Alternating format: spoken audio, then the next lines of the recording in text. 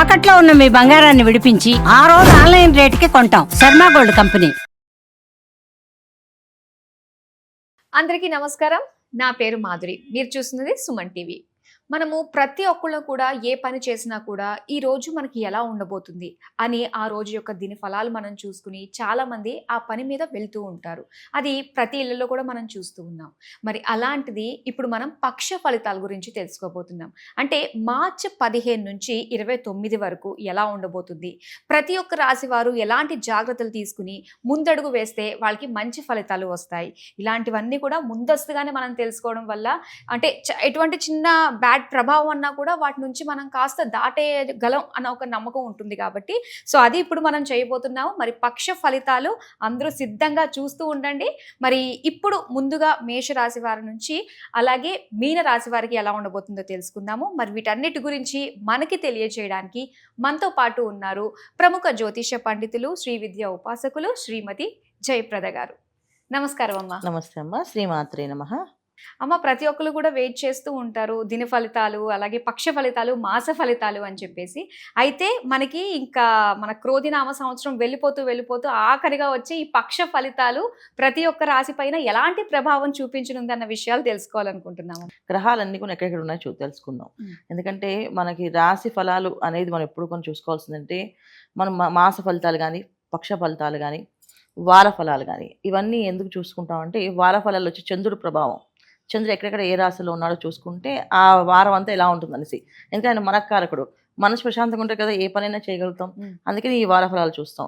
ఈ పక్ష ఫలాలు అనేది ఏంటంటే సూర్య భగవానుడు, రవి భగవానుడు 10-15 రోజులు మారిపోతుంటాయి. అంటే నెల రోజులకి మారుతూ ఉంటాడు ఆయన. 30 రోజులు తిరుగుతాడు ఆయన ఒక రాశి నుంచి ఒక రాశికి.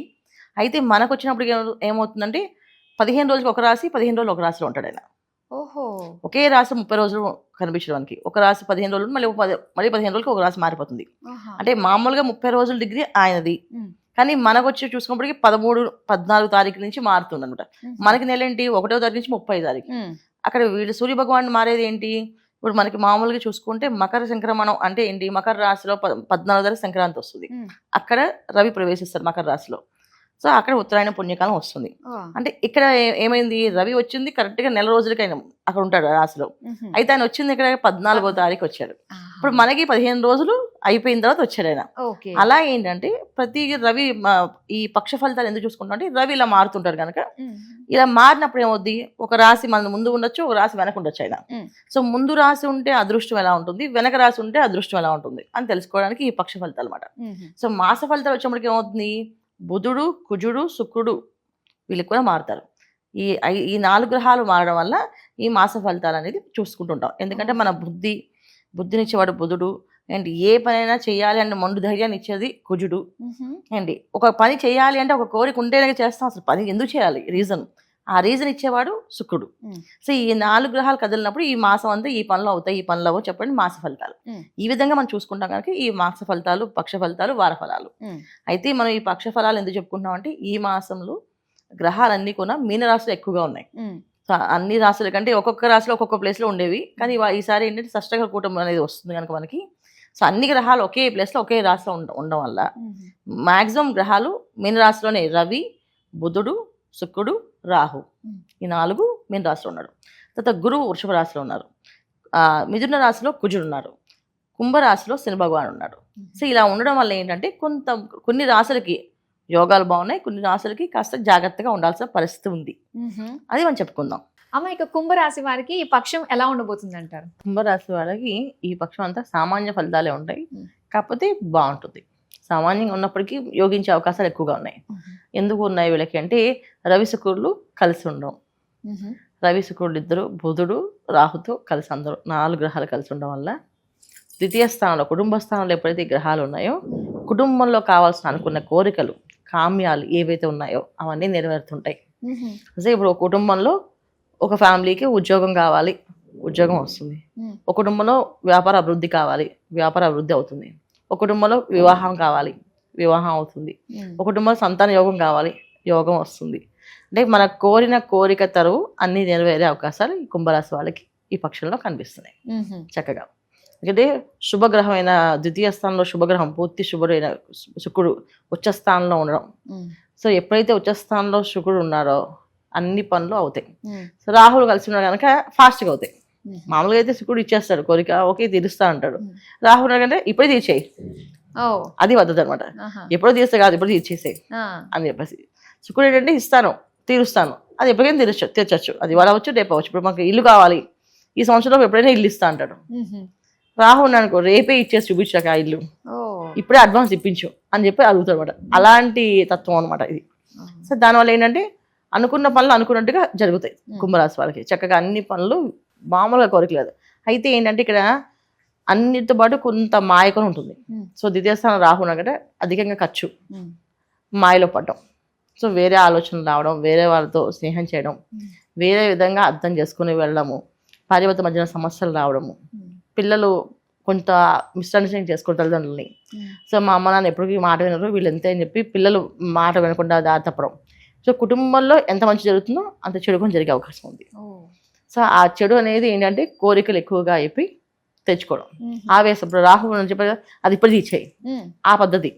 సో ఇప్పుడు ఒక కోరిక కలిగింది, అది ఇప్పుడు తీర్చేసుకోవాలని చెప్పి వాళ్ళు ఆ ప్రయత్నాల్లో వెళ్తే ఇబ్బంది పడే అవకాశం ఉంది. సో ఇక్కడ జాగ్రత్తగా ఉండాల్సిందంటే బ్యాలెన్స్ కోల్పోకుండా చేసే విషయము, ఆలోచన విచక్షణ అనేది కరెక్ట్గా ఉందా లేదు చూసుకోవాలి. వీళ్ళు చూసుకోకపోతే మాత్రం ఖచ్చితంగా ఇబ్బంది పడే అవకాశం ఉంది, లాభపడే అవకాశం ఉంది. రెండు ఉన్నాయి, రెండులో ఇది లాభం ఇది కష్టం, రెండు వీళ్ళకి సమానంగా నడుస్తున్నాయి. ఈ కంటికి నొప్పి వచ్చినా మనకే బాధ, ఈ కంటికి నొప్పి వచ్చినా మనకే బాధ. అలా వీళ్ళకి కుంభరాశి వాళ్ళకి ఉంది కనుక వీళ్ళు తీసుకోవాల్సిన నిర్ణయాలన్నీ కొన్నా ఆలోచించి కరెక్ట్గా తీసుకుంటున్నాం లేదా, ఈ నిర్ణయం కరెక్టా కాదా అని కుటుంబం పరంగా అందరూ కూర్చొని నిర్ణయించుకుంటే అది మంచి ఫలితాలు. ఎవరికి వాళ్ళు ఇండిపెండెంట్గా నిర్ణయాలు తీసుకుంటే అది వాళ్ళ కష్టకాలాలు తీసుకొచ్చే అవకాశం ఉంది. సో ఇండిపెండెంట్ తెలియట్లు కాకుండా కుటుంబం కలిసి ఒక నిర్ణయం తీసుకుని ఆ నిర్ణయాన్ని కట్టుబడి అందరూ చేయాలి. అది అనుకున్న పనులన్నీ సవ్యంగా జరుగుతాయి. కలిసి ఉంటే కలదు సుఖం 100% అలా జరుగుతుంది. లేదు నా దారి నాదే, నీ దారి నీదే అంటే ఒకళ్ళు మంచి దారి వెళ్తే మంచి పని జరుగుతుంది, చెడు దారి వెళ్తే చెడు పని జరుగుతుంది. ఇప్పుడు మనం అనుకోండి ఒక పార్టీకి వెళ్ళాం, అక్కడ వాళ్ళకి ఇబ్బంది పడే ఆ సిచ్యువేషన్స్ జరగచ్చు. ఒక భజనకి వెళ్ళాం, మంచి మార్గం వచ్చే అవకాశం ఉంది. సో మనం భజనకి వెళ్తున్నామా పార్టీకి వెళ్తున్నామా అని చూసుకోవాలి. అంటే భజన అంటే దేవుడు కార్యక్రమాలు పాల్గొనడం, ఏదో ఒక స్తోత్ర పారాయణలో చేయడం కానీ, ఏదైనా ప్రవచనలు వినడం కానీ వెళ్తే, లేదా తీర్థయాత్రలకు వెళ్ళడం కానీ, క్షేత్ర దర్శనాలకు వెళ్ళడం కానీ మంచి జరుగుతుంది. విహారయాత్రలకి, వినోదాలకి, విందులకి, విలాసాలకి వెళ్తే మాత్రం చెడు జరుగుతుంది. సో వీళ్ళు చేయాల్సిన పని అండి విందులు విలాసాలు వెళ్ళాలంటే అది ఫ్యామిలీ పరంగా వెళ్తున్నాము. ఇప్పుడు అందరు కలిపి ఒక హాలిడే ట్రిప్ వెళ్తున్నారు, ఇబ్బంది లేదు. అంటే ఫ్యామిలీ అంతా హాలిడేకి వెళ్తున్నారు, ఏ ఇబ్బంది లేదు.